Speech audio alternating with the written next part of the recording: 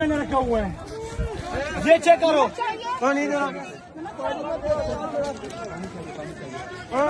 इधर यार दिखाओ, ये चेक करो सर, ये गोलियां चल रही हैं। इसके अलावा शॉटगन के जो दूसरे कारतूस वो भी यहाँ पे चल रहे हैं। और कौन है यहाँ पर? पाकिस्तान के नौजवान है जिनके यहाँ पे मुस्तकबिल है, जो अपने मुस्तकबिल के लिए आए हैं, और खवातीन है हमारी।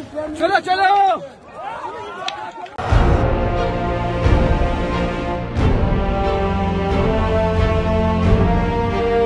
अदालती अहकामात के बावजूद कराची में शुएब शेख के घर को गैर कानूनी तौर पर मिसमार कर दिया गया है।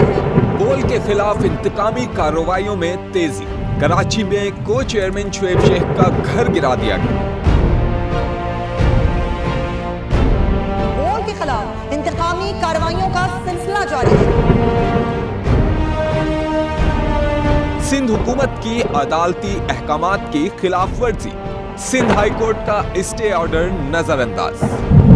सेक्रेटरी बल्दियात Najam Shah, director land Sawal Islam, director anti encroachment Imran Ahmed को नोटिस जारी। Administrator KMC director Saifur Rehman, DIG south Irfan Baloch, SSP Kemari Fida Hussain को भी फरीक बनाया गया। इससे पहले जो जुल्म के पहाड़ तोड़े गए, शुएब अहमद शेख की जबानी सुनी। 60 दिन का वक्त होता है, 102 दिन के बाद मैं जीत गया, केस भरी हो गया, 102 दिन के बाद अपील फाइल की, एक्सेप्ट कर ली। नहीं करते ना एक्सेप्ट, खत्म हो जाता ना जुल्म यार।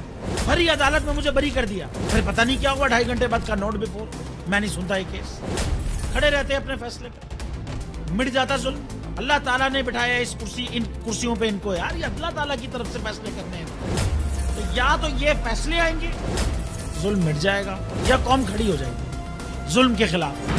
हर मुश्किल के बावजूद बोल हकीकी सहाफत करता रहेगा।